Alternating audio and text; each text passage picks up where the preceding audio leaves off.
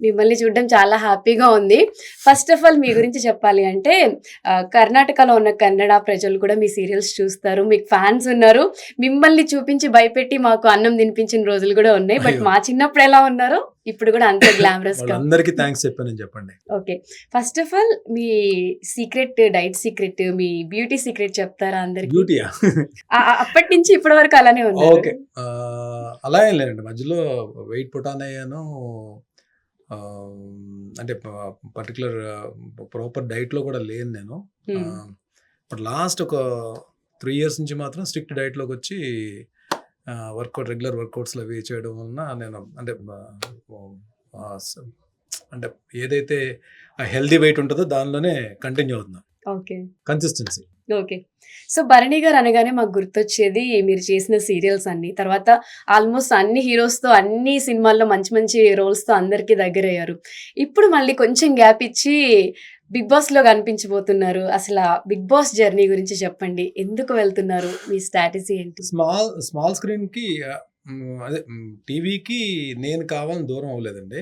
అంటే నేను దూరం అయిపోవాలి అనేవి నేను డెసిషన్ తీసేసుకొని దూరం అవ్వలేదు. ఓకే. ఎందుకంటే నాకు ఒక రకంగా జన్మనిచ్చింది మా అమ్మ అయితే, నాకు ఆర్టిస్ట్‌గా జన్మనిచ్చింది స్మాల్ స్క్రీన్. అంటే హ్మ్. నాకు అన్ని సీరియల్స్ చేయడానికి గానీ, నాకు ఒక పేరు రావడానికి గానీ కారణం టీవీయే. హ్మ్.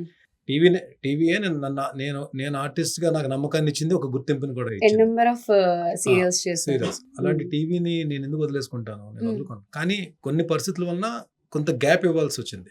ఓకే. But okay. డెఫినిట్‌గా నేను మళ్ళీ ప్లస్ ఇంకోటేంటంటే ఇంతకు ముందులాగా మనకి మనం నచ్చి చేసే క్యారెక్టర్లు కూడా రావట్లే. హ్మ్. ఎందుకంటే కథలు కూడా ఫీమేల్ ఓరియెంటెడే, ఫీమేల్స్‌కి ప్రయారిటీ ఉన్న టీవీ. క్యారెక్టర్స్ వస్తున్నాయి. హ్మ్. రేర్ అంటే హ్మ్. అలాగని మేల్స్‌కి ఇంపార్టెన్స్ లేదని నేను అనట్లేదు. కానీ కొంచెం రేర్ కొంచెం కథలు అంటే ఎక్కువ ఒక 50, 60 కథలైతే దాంట్లో ఒక 2, 3 కథల్లో మనకి మేల్ ఓరియెంటెడ్, మేల్ ఇంపార్టెన్స్ ఉన్న కథలు మనకు వస్తున్నాయన్నమాట. హ్మ్. సో అదొక రీజన్. ప్లస్ నాకు నచ్చిన క్యారెక్టర్స్ కూడా, నేను చేద్దాం అనుకున్న క్యారెక్టర్స్ కూడా నాకు రాకపోవడం కూడా ఒక రీజన్ అయ్యి ఉండొచ్చు. అది కూడా నేను ఇప్పుడున్న దీంట్లో కొంచెం బిజీగా ఉన్నాను నేను. ఓకే. మూవీస్, వెబ్ సిరీస్‌లో చేస్తున్నాను. హ్మ్. బట్ నా పర్సనల్ వర్క్ కూడా ఉండడం వల్ల నేను కొంచెం బిజీగా ఉన్నాను. బట్ ఫ్యూచర్‌లో డెఫినెట్‌గా మంచి కథ వస్తే మాత్రం, మంచి క్యారెక్టర్స్ డెఫినెట్‌గా నన్ను ఏదో ఒక టీవీలో మీరు ఏదో ఒక ఛానెల్‌లో మీరు నన్ను మళ్ళీ చూస్తారు. సీరియల్స్ చేసే ఇంట్రెస్ట్ ఉంది. అంటే 100% వన్స్ 100% మూవీస్‌లో ఫేమ్ వచ్చి మంచి మంచి స్టార్స్‌తో యాక్ట్ చేసిన తర్వాత సీరియల్స్ అంటే ఆ టైమింగ్స్ అవి సెట్ కావు కాబట్టి చాలా మంది అవాయిడ్ చేస్తూ ఉంటారు. అదేం లేదండి. ఇంట్రెస్ట్ అండి మనకి. అంటే ఇప్పుడు నేను టీవీలో చేసిన క్యారెక్టర్‌లకి, మూవీస్‌లో చేసిన క్యారెక్టర్స్‌కి అసలు సంబంధం ఉండదు అసలు. టీవీలో అంటే మెయిన్ కథని డ్రైవ్ చేసే క్యారెక్టర్సే చేశాను. హ్మ్. సో మూవీస్‌లోకి వెళ్ళేటికి మనం అంత పెద్ద క్యారెక్టర్ మనం ఎక్స్‌పెక్ట్ చేయడం కూడా కరెక్ట్ కాదు. మేబీ రావచ్చేమో హ్మ్. ఫ్యూచర్‌లో. ఇప్పుడు హ్మ్. టీవీలో 'చీలా సౌస్రవంతి' తర్వాత నాకు బ్రేక్ వచ్చి పెద్ద అంటే ఇంక అక్కడి నుంచి మంచి అన్ని మెయిన్ లీడ్సే పడ్డాయి. ఆ! బట్ అలాగా మూవీలో కూడా బ్రేక్ రావాలంటే వి హావ్ టు వెయిట్. మనం పేషెన్స్‌తో మనం వెయిట్ చేయాలి. హ్మ్. బట్ డెఫినిట్‌గా అంటే అప్పటికి ఇప్పటికి తేడా ఏంటంటే ఇప్పుడు ఓటీటీ ప్లాట్‌ఫార్మ్ కూడా వచ్చేసింది ఆ! కాబట్టి ఆ! నాట్ ఓన్లీ మూవీస్, హ్మ్. ఓటీటీలో మంచి క్యారెక్టర్ మంచి పడినా సరే మనకి అది బ్రేక్ కింద అవుతది. హ్మ్. అది మూవీస్‌లోకి ఈ మనకి సోషల్ తీసుకెళ్తది. మీడియా ఇంత పబ్లిసిటీ లేనప్పుడే మీరెంతో ఫేమస్ అయ్యారు. మేబీ ఇప్పుడు ప్లాట్‌ఫార్మ్ ఎక్కువ ఉంది కాబట్టి మీకు చేసే స్కోప్ ఇంకా ఎక్కువ దొరకొచ్చు. సోషల్ మీడియా అంటే గుర్తొచ్చిందండి. నేను హ్మ్. సోషల్ మీడియాకి దూరంగా ఎప్పుడు ఉంటారు. అంటే హ్మ్. నేనంటే ఇన్‌స్టాలో కూడా 3, 4 మంత్స్ బ్యాక్, 5 మంత్స్ బ్యాక్ వచ్చినట్టున్నా. హ్మ్. ఏమో నేను సోషల్ మీడియానికి బాగా దూరం ఉంటానండి. అంటే హ్మ్. యూట్యూబ్‌లో కూడా నేను ఏదైనా నాకు నచ్చినవి ఏమన్నా సాంగ్స్ వినడం గానీ, లేదంటే ఏదన్నా హ్మ్. చూడడం తప్ప సోషల్ మీడియాకి బాగా దూరంగా ఉంటాను. అంటే దానికి ప్రాపర్ రీజన్ అని ఏం లేదు. ఏమో ఐ డోంట్ నో. హ్మ్. ఇప్పుడు ఇంకా తప్పట్లేదు. ఇంకా బలవంతంగా రావాల్సొచ్చింది సోషల్ మీడియాకి. బికాజ్ నేను వెళ్తున్న ఓకే. జర్నీలో. హ్మ్. 'బిగ్ బాస్‌కి' మీరు వెళ్ళాలి అనుకున్నారా? లేకపోతే 'బిగ్ బాస్' నుంచి మీకు కాల్ వచ్చిందా? బిగ్ బాస్ సీజన్ 3కి కాల్ వచ్చింది. సీజన్ 4 కూడా వెళ్దాం అనుకుని వెళ్ళలేకపోయాను నేను. హ్మ్. బట్ ఈ సీజన్ ఏంటంటే నేను వెళ్దాం అనే ఆలోచన కన్నా ముందు నాకు కాల్ వచ్చిన తర్వాత నేను ఎవరితోటైతే నేను డిస్కస్ చేస్తానో కొన్ని విషయాలు, హ్మ్. వాళ్ళ నుంచి ప్రెషర్ అని చెప్పను గానీ, వెళ్తే బావుంటది అన్నట్టుగానే వాళ్ళన్నారు. ఓకే. ఎందుకో అంటే నేను everything I share with my హ్మ్, నాగబాబు గారు. హ్మ్. నాగబాబు గారు నేను మాట్లాడుకున్నప్పుడు ఇట్స్ గుడ్ ఓన్లీ అంటే ఒక డిఫరెంట్ ప్లాట్‌ఫార్మ్ కదా! హ్మ్. ఎక్స్పీరియన్స్ ఇట్, మనం అన్ని కూడా ఎక్స్పీరియన్స్ చేయాలి లైఫ్లో అని ఆయన అన్నారు. నాకు కూడా ఇంట్రెస్ట్ ఉంది, వెళ్దాం అని చెప్పి ఇంట్రెస్ట్ ఉంది. ఆ మాట ఇంకొంచెం నాకు 100% వెళ్దాం అని చెప్పి ఫిక్స్ అయిపోయాను. వెళ్ళనిచ్చింది. తర్వాత అమ్మతో కూడా చెప్పిన తర్వాత అమ్మ కూడా ఓకే ఉమ్, చెప్పడంతో నేను decided to go. Okay. But నాకు కూడా ఏంటంటే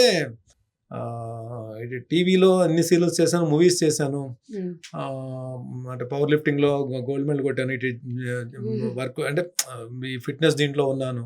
ఉమ్, బట్ ఈ అన్ని అంటే మనం చూస్తుండగా కూడా అప్పుడప్పుడు నేను కూడా బిగ్ బాస్ ఎపిసోడ్స్ నాకున్న టైంలో నేను చూస్తుంటారు. బట్ అదొక సెపరేట్ డిఫరెంట్ ప్లాట్ఫామ్ అది అవును. మనకి నాట్ మన సీరియల్స్ లో యాక్టింగ్ చేసేది కాదు అది. అవును. ఇది ఏంటంటే మన క్యారెక్టర్ బట్టి క్యారెక్టర్ బిహేవ్ చేయాలి, అవును. అక్కడ అలా కాదు కదా అది. అక్కడ పర్సనాలిటీ మొత్తం బయటికి వచ్చేస్తుంది. మీకు అందరూ ఉంటారు కదా. బేసిక్ గా మీ గురించి చెప్పండి. సీరియల్స్ లో ఎప్పుడు మీరు నెగిటివ్ రోల్స్ చేస్తారు కదా, పాజిటివ్ రోల్స్ కూడా చేశాను, కానీ బట్ నెగిటివ్ రోల్స్ బాగా హైలైట్ హైలైట్ అయ్యాయి, అయ్యాయి. ఆడియన్స్ బాగా రీచ్ అయ్యాయి. సో మీకు కోపం ఎక్కువ లేకపోతే సెన్సిబుల్ గా ఉంటారా? కోపం లేదు అంటే అది అబద్ధం అవుతుందండి. బట్ అది ఏమో అంటే బట్ ఇంత ముందుకి ఇప్పటికైతే అది అంటే నాతో క్లోజ్ గా ఉండేవాళ్ళు చెప్తున్నారు. మరి అంటే నేను చెప్తే అది మళ్ళీ నా గురించి నేను మాట్లాడుకున్నట్టు అవుద్ది, కోపం తగ్గిపోయింది అని అంటున్నారు అందరూ. మరి ఓకే, మేబీ అది నిజం అయ్యి ఉండొచ్చు, మేబీ తగ్గిందేమో. మేబీ ఆన్ స్క్రీన్ లో మిమ్మల్ని చూసే వాళ్ళందరూ భరణి గారు అంటే అమ్మో కొంచెం స్ట్రిక్ట్ గా సీరియస్ గా ఉంటారేమో, ఇప్పుడు మీరు వస్తున్నప్పుడు కూడా నేను కొంచెం భయపడ్డా. లొకేషన్ లో అందరూ నాతో సరదా ఉంటారండి. అదే మీరు వన్స్ మాట్లాడితే అందరూ ఆర్టిస్టులు అందరూ నాతో సరదా ఉంటారు, నాతో మాట్లాడతారు, మంచిగా మధ్యాహ్నం ఆఫ్టర్నూన్ బ్రేక్ లో నాతో పాటు లంచ్ చేస్తారు, అందరూ క్లోజ్ గా ఉంటారు. అంటే not only artist, even directors, cameramens అందరూ క్లోజ్ గా ఉంటారు. ఓకే.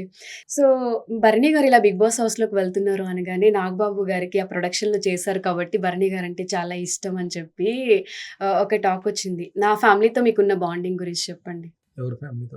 నాగబాబు గారి ఫ్యామిలీతో ఇప్పుడు ఆ ప్రొడక్షన్ లో చేశారు కాబట్టి వాళ్ళు కూడా మీ సీతామహాలక్ష్మి. సీరియల్స్ చూసారా? సార్ ప్రొడక్షన్ లో సీతామహాలక్ష్మి సీరియల్ ఒకటే చేశాను నేను. బట్ దానికి నాగబాబు గారితో క్లోజ్ గా ఉండడానికి అసలు సంబంధం లేదు. ఓకే. ఫస్ట్ నాగబాబు గారు పరిచయం అయింది నాకు ఆర్కా మీడియా ఈ శిఖరం అనే సీరియల్ లో. అప్పుడు ఫస్ట్ పరిచయం 2012 లో పరిచయం అయ్యారు. అప్పటి నుంచి లైక్ ఏమంటే మనకి మనం మన జర్నీలో మేబీ మన కెరీర్లో కానీ, మన ప్రొఫెషన్లో కానీ, మన లైఫ్లో కానీ చాలా మంది మనకి పరిచయం అవుతుంటారండి. పరిచయమైన వ్యక్తులందరూ మనతో చివరి వరకు ట్రావెల్ చేస్తారో ట్రావెల్ చేయరో తెలియదు, కానీ కొంతమందితో మాత్రం అంటే వాళ్ళు ఏమనుకున్నా సరే మనకు మాత్రం ఒక ఫీలింగ్ కలుగుతుంది, లైఫ్ లాంగ్ వీళ్ళతో ట్రావెల్ చేస్తే బాగుందని చెప్పి. ఎందుకంటే వాళ్ళు పరిచయం అయిన తర్వాత మన లైఫ్లో చాలా చేంజెస్ వస్తాయి. అది మనల్ని మనం లవ్ చేసుకోవడం కానీ, మనకి మనం ప్రయారిటీ ఇచ్చుకోవడం కానీ, మన హ్యాబిట్స్ మారడం కానీ, మనం మన ప్రయారిటీస్లో చేంజెస్ రావడం కానీ, మన లైఫ్లో గ్రోత్ కనబడడం కానీ, ఇవన్నీ జరుగుతాయి. మేబీ అంటే డెఫినెట్గా నేను ఒకటైతే చెప్తానండి, కొంతమంది వలన మాత్రం మనలో అంటే మనం చేస్తుంది తప్పు అని ఒప్పుకునే ఆ నిజాయితీ తను తెలుస్తుంది మనకి. అంటే అంత ముందు వరకు కూడా అంటే ప్రతి మనిషిలో గుడ్ ఉంటుంది, బ్యాడ్ ఉంటుంది, కానీ నాలాంటి వ్యక్తులు చాలా మంది ఏంటంటే మన బ్యాడ్ ని మనం యాక్సెప్ట్ చేయము. మనం ఈగో అడ్డు వస్తుంది ఎక్కడో, అది ఈగో అని పేరు పెట్టి ఏదైనా సరే అంటే నేను తప్పు కాదు అనే ధోరణిలో మనం ఉంటాం. అది ఎవరు చెప్పినా, పెద్దవాళ్ళు ఎవరు చెప్పినా మనకు అర్థం కాదు, కానీ కొంతమంది చెప్పిన దాంట్లో వాళ్ళు మనకి నిజంగా నచ్చేటట్టు చెప్తారు. అందులో మా నాగబాబు గారు అద్భుతం, బాగా చెప్తారు.